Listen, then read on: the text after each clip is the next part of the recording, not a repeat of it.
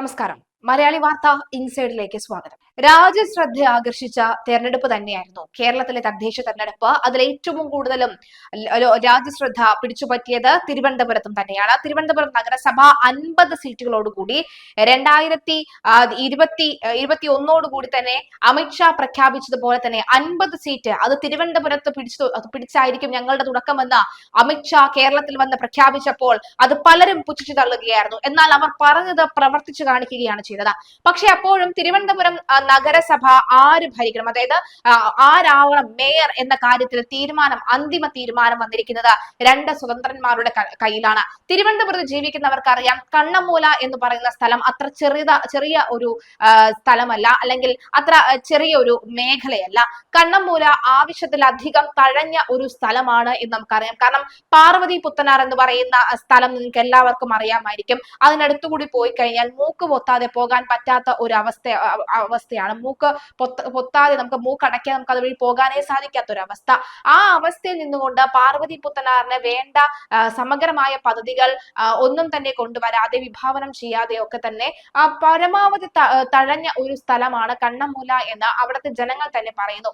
അതുകൊണ്ട് തന്നെയാണ് ഇന്ന പാർട്ടിയിലെ ഒരു വ്യക്തിക്ക് അവർ വോട്ട് ചെയ്യാതെ സ്വതന്ത്രനെ വോട്ട് ചെയ്ത് വിജയിപ്പിച്ചത് എന്നാണ് മനസ്സിലാകുന്നത്.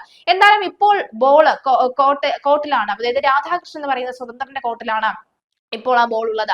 രാധാകൃഷ്ണൻ എന്ന് പറയുന്നത് മുൻ പ്രസ് ക്ലബ് സെക്രട്ടറി ഒക്കെ ആയിരുന്നു അദ്ദേഹം, പ്രസിഡന്റ് ഒക്കെ ആയിരുന്നു അദ്ദേഹം എന്ന കാര്യത്തിൽ യാതൊരുവിധ സംശയവുമില്ല. എന്തായാലും തിരുവനന്തപുരം കോർപ്പറേഷനിൽ കേവല ഭൂരിപക്ഷത്തിന് 1 സീറ്റ് അകലെ 50 സീറ്റുകളുമായി BJP ഏറ്റവും വലിയ ഒറ്റകക്ഷിയായെങ്കിലും ഭരണത്തിൽ സ്വതന്ത്രരുടെ പിന്തുണയും നിർണായകമാകുമെന്ന കാര്യത്തിൽ സംശയമില്ല. 2 സ്വതന്ത്രനാണ് തിരുവനന്തപുരം കോർപ്പറേഷനിൽ വിജയിച്ചത്.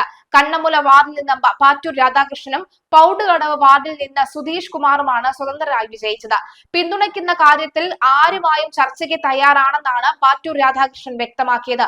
ഒരു രാഷ്ട്രീയ പാർട്ടിയുടെയും പിന്തുണയില്ലാതെ മത്സരിക്കാമോ എന്ന ചോദ്യം ഉയർന്നപ്പോൾ അതിന് തയ്യാറെന്ന് പറഞ്ഞാണ് 8 മാസം മുൻപ് പ്രവർത്തനം ആരംഭിച്ചതെന്നും പാറ്റൂർ രാധാകൃഷ്ണൻ പറഞ്ഞു. കൂട്ടായ പരിശ്രമത്തിലൂടെ ജനങ്ങൾ തന്നെ വിജയിപ്പിക്കുകയായിരുന്നുവെന്നും ആളുകളുടെ കാര്യങ്ങളിലും വികസനത്തിലുമാണ് താല്പര്യമെന്നും മറ്റു കാര്യങ്ങളൊന്നും ചർച്ച ചെയ്തിട്ടില്ല എന്നും വാർഡിലുടനീളം സഞ്ചരിച്ച ജനങ്ങളെ കണ്ട് അവരുടെ അഭിപ്രായം തേടിയ ശേഷമായിരിക്കും ആരെ പിന്തുണയ്ക്കുമെന്ന കാര്യത്തിൽ തീരുമാനം എടുക്കുക. സ്വതന്ത്ര BJP ആണോ അതോ LDF-നെ ആണോ പിന്തുണയ്ക്കുക എന്ന ചർച്ച നടക്കുന്നുണ്ട്. വാർഡിലെ ജനങ്ങളുമായി സംസാരിച്ച് പൊതുവിൽ രൂപപ്പെടുന്ന അഭിപ്രായത്തിനായിരിക്കും ഇക്കാര്യത്തിൽ മുൻഗണന നൽകുക. എന്തായാലും അദ്ദേഹം കഴിഞ്ഞ ദിവസം മലയാളി വാർത്തയോട് പ്രതികരിച്ചിരുന്നു. അദ്ദേഹത്തിന്റെ പ്രതികരണം കേൾക്കുമ്പോഴും അദ്ദേഹം പറയുന്നത് വികസനങ്ങളുടെ ഘോഷയാത്രയായിരുന്നുവെങ്കിൽ വോട്ടിൽ കാണാമായിരുന്നല്ലോ. അപ്പോൾ ആ ഒരു എതിർപ്പാണല്ലോ വോട്ടിലൂടെ ജനങ്ങൾ കാണിച്ചു തന്നത്. അതുകൊണ്ട് തന്നെ കൃത്യമായി ആലോചിച്ച് വ്യക്തമായ ഒരു തീരുമാനമെടുക്കും, അല്ലെങ്കിൽ എനിക്ക് വിട്ടുനിൽക്കാനുള്ള സ്വാതന്ത്ര്യവും ഉണ്ട് എന്നാണ് അദ്ദേഹം പറയുന്നത്. 21-ാം തീയതിയാണ് ഇപ്പോൾ തെരഞ്ഞെടുക്കപ്പെട്ട കൗൺസിലർമാരുടെ സത്യപ്രതിജ്ഞ വരുന്നത്. അതിനുശേഷമായിരിക്കും ഈ തെരഞ്ഞെടുപ്പ് നടക്കുക. ഒരുപക്ഷെ അദ്ദേഹം വിട്ടുനിൽക്കും. അതല്ല, തന്റെ വാർഡിലെ ആളുകൾക്ക് കൂടി സമയം കണ്ടെത്തുന്ന ക്രമാതീതമായി തനിക്ക് തന്റെ വാർഡിലെ ആവശ്യങ്ങൾ കൃത്യമായി തന്നെ രേഖപ്പെടുത്തിയിട്ടുണ്ട്. ആ കാര്യങ്ങളൊക്കെ തന്നെ നടപ്പിലാക്കി തരാൻ കഴിയുന്ന ഒരു ഭരണസമിതി വരണം, അല്ലെങ്കിൽ ഭരണം വരണം എന്നാണ് ആഗ്രഹം. അങ്ങനെ കഴിവുള്ള ആരാണോ അവരുടെ കൂടെ പിന്തുണയ്ക്ക് നിൽക്കും എന്നാണ് അദ്ദേഹം പറയുന്നത്. എന്നാലും ഇക്കാര്യത്തിൽ അദ്ദേഹത്തിന്റെ തീരുമാനം വളരെയധികം നിർണായകമാണ്. ആരുമായും ചർച്ചയ്ക്ക് തയ്യാറാണെന്നും തന്റെ വ്യക്തിപരമായ തീരുമാനത്തിന് പ്രസക്തി ഇല്ല എന്നും പാറ്റൂർ രാധാകൃഷ്ണൻ വ്യക്തമാക്കിയിട്ടുണ്ട്. ഭരണവിരുദ്ധ വികാരം സ്വാഭാവികമായും ഉണ്ടായിട്ടുണ്ടാകുമെന്നും കോർപ്പറേഷൻ ഭരണത്തിലെ വൻ വീഴ്ചകളെല്ലാം ആളുകൾ കണ്ടുകൊണ്ടിരിക്കുകയാണെന്നും പാറ്റൂർ രാധാകൃഷ്ണൻ പറഞ്ഞു. എന്തായാലും അദ്ദേഹത്തിന്റെ വാക്കുകൾ ഒന്ന് കേൾക്കാം. അല്ല, ഞാൻ സ്വതന്ത്ര സ്ഥാനാർത്ഥിയായി ജയിച്ചു വന്ന ആളാണ്. 101 വാർഡുകളിൽ നിന്നും 101 കൗൺസിലർമാർ അവര് ജനസമ്മതി കൊണ്ടാണല്ലോ വിജയിച്ചത്. അവർ ഏത് പാർട്ടിയിലും ഏത് മുന്നണിയിലും ആണ് എന്നുള്ളത് എന്നെ സംബന്ധിച്ച പ്രശ്നമല്ല.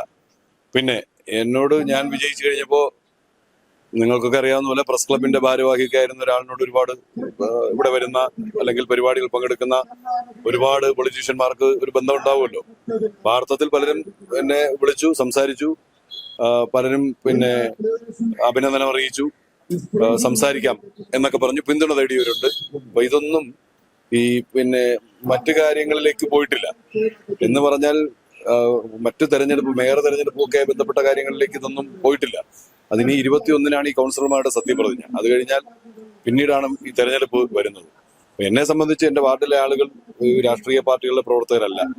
ഒരു സമൂഹത്തോട് ആഭിമുഖ്യമുള്ള, സമൂഹത്തിന്റെ വിവിധ തട്ടുകളിലുള്ള പ്രഗത്ഭരായ കുറെ ആളുകളടക്കം സാധാരണ പ്രവർത്തകർ ഉൾപ്പെടെ എന്റെ ഒപ്പം ഉണ്ടായിരുന്നു. അപ്പൊ അവര് അവരോടൊപ്പം ആലോചിച്ച് എൻ്റെ വാർഡിന്റെ വികസനത്തെ സംബന്ധിച്ച്, വാർഡിൽ നടപ്പാക്കേണ്ട കാര്യങ്ങളെ സംബന്ധിച്ച്, കാരണം തലസ്ഥാനത്ത് ഏറെ അവഗണിക്കപ്പെട്ട ഒരു ദുരിതപൂർണമായ ഒരു വാർഡാണ് കണ്ണമ്പൂർ. അപ്പോൾ അവിടെ ചെയ്യേണ്ട കാര്യങ്ങളുടെ ഒരു പട്ടിക തയ്യാറാക്കുകയാണ്. അങ്ങനെ ഒരു വികസന പത്രിക പുറത്തിറക്കും.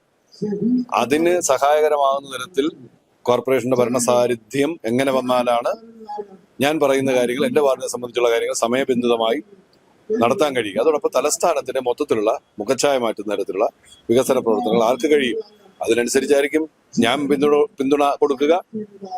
ഇനി അല്ലാത്ത പക്ഷം എനിക്ക് തെരഞ്ഞെടുപ്പിൽ നിന്ന് വിട്ടു നിൽക്കാനുള്ള അവകാശവും ഉണ്ട്. ഇതിലിപ്പം പ്രത്യേകിച്ച് സ്വതന്ത്രനായി വിജയിക്കുക എന്ന് പറയുന്നത് നിസ്സാരമായിട്ടുള്ള ഒരു കാര്യമില്ല. കാരണം 3 മുന്നണികൾ അതിശക്തമായിട്ട് മത്സരിക്കുന്ന ഒരു സ്ഥലം, പ്രത്യേകിച്ച് 10-25 വർഷമായിട്ട് CPM-ന്റെ ചെങ്കോട്ട എന്നൊക്കെ പറയുന്ന ഒരു സ്ഥലത്താണ് ഈ സ്വതന്ത്രനായിട്ട് സാർ വിജയിക്കുന്നത്. എങ്ങനെയുണ്ടായിരുന്നു ആ ഒരു പ്രചരണ സമയത്തൊക്കെ? ഉണ്ടായിരുന്നു എന്തെങ്കിലും വെല്ലുവിളികൾ ഉണ്ടായിരുന്നു? അല്ല, ആ വാർഡ് ഒരു ചെങ്കോട്ടയൊന്നും അല്ല. അവിടെ UDF-ഉം LDF-ഉം ഒക്കെ മാറി മാറി വിജയിച്ചിട്ടുള്ള സ്ഥലമാണ്. അപ്പൊ ഞാൻ കുറെ നാൾ മുമ്പ് തന്നെ ഒരു കക്ഷി രാഷ്ട്രീയത്തിന് അതീതമായി, ജാതി മത ചിന്തയ്ക്കൊക്കെ അതീതമായിട്ട് കഴിഞ്ഞ 30-35 വർഷമായിട്ട് പൊതുപ്രവർത്തനം, സാമൂഹ്യ പ്രവർത്തനം, സാധാരണ മനുഷ്യരുടെ ജീവിതവുമായി ഇടപെട്ട് കൊണ്ടുള്ള പ്രവർത്തനങ്ങൾ നടത്തുന്ന ഒരാളെന്നുള്ള നിലയിൽ ഞാൻ മത്സരിക്കണമെന്ന് കുറേയേറെ ആളുകൾ, പല പാർട്ടികളിൽ പെട്ട ആളുകൾ അടക്കം സംസാരിച്ചിരുന്നത് കൊണ്ട് ഒരു തയ്യാറെടുപ്പോടെ തന്നെയാണ് മത്സരരംഗത്തേക്ക് വന്നത്. അങ്ങനെ മത്സരിച്ച് ജയിക്കുമെന്നുള്ള ആത്മവിശ്വാസത്തോടെ രംഗത്തിറങ്ങിയതാണ്. 100% വിജയിക്കുമെന്ന് ഉറപ്പിച്ചുകൊണ്ട് തന്നെയാണ് മത്സരരംഗത്തേക്ക് വന്നത്.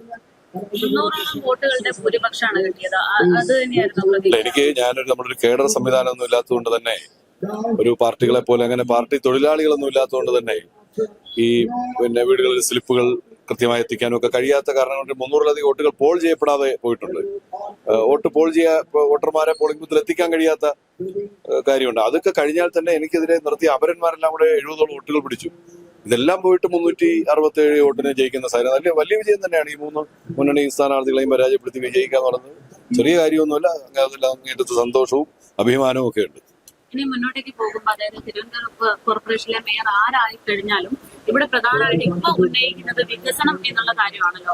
നിലവിലത്തെ സാഹചര്യത്തിൽ മേയർ ആര്യ രാജേന്ദ്രൻ തന്നെ പറയുന്നുണ്ടായിരുന്നു, തിരുവനന്തപുരത്തിന്റെ വികസനങ്ങളൊക്കെ ഞങ്ങളെ കൊണ്ടാകുന്ന വിധത്തിലെല്ലാം തന്നെ സാധിച്ചിട്ടുണ്ട്, ഇനി ഇവിടെ എന്ത് വികസനം എന്നുള്ളൊരു ചോദ്യം LDF-ന്റെ ഭാഗത്ത് നിന്ന് ഇപ്പൊ വരുന്നുണ്ട്. അങ്ങനെ തോന്നിയിട്ടുണ്ടോ?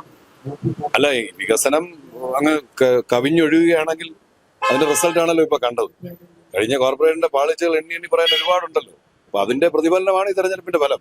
അപ്പോഴും വികസനം എല്ലാം ആയി എന്നാണ് പറയുന്നതെങ്കിൽ കലികാല വൈഭവം എന്നേ പറയാനുള്ളൂ. കാരണം ഈ കോർപ്പറേഷന്റെ ഭരണ സംവിധാനത്തിനെതിരായ വോട്ടാണ് തിരുവനന്തപുരത്ത് പ്രതിഫലിച്ചതെന്നുള്ളത് അത് ഒരാളിന്റെയോ രണ്ടാളുടെയോ അല്ലെങ്കിൽ ഏതെങ്കിലും പാർട്ടിയുടെയോ മുന്നണിയുടെ കുഴപ്പമായിട്ടൊന്നും ഞാൻ കാണുന്നില്ല. എന്റെ ഭരണസാരഥ്യം വഹിച്ച ഒരു കുറച്ചു പേരെങ്കിലും 8-10 പേരെങ്കിലും കാട്ടിക്കൂട്ടിയതാണല്ലോ ഇതെല്ലാം. അതിന്റെ പ്രതിഫലനമാണ് ഈ എതിരായ വോട്ടുകൾ. അത് ഏതൊക്കെ ദിശയിലേക്ക് അത് പോയി എന്നുള്ളതൊക്കെ വേറെ പരിശോധിച്ച് പഠിച്ച് മനസ്സിലാക്കേണ്ടതാണ്. ഞാൻ എന്തായാലും അത്തരം വിലയിരുത്തലൊന്നും പോയിട്ടില്ല. കോർപ്പറേഷൻ ഭരണത്തിനെതിരായ അതിശക്തമായ വികാരം ഉണ്ടായിരുന്നു, ഒരു സംശയവും വേണ്ട.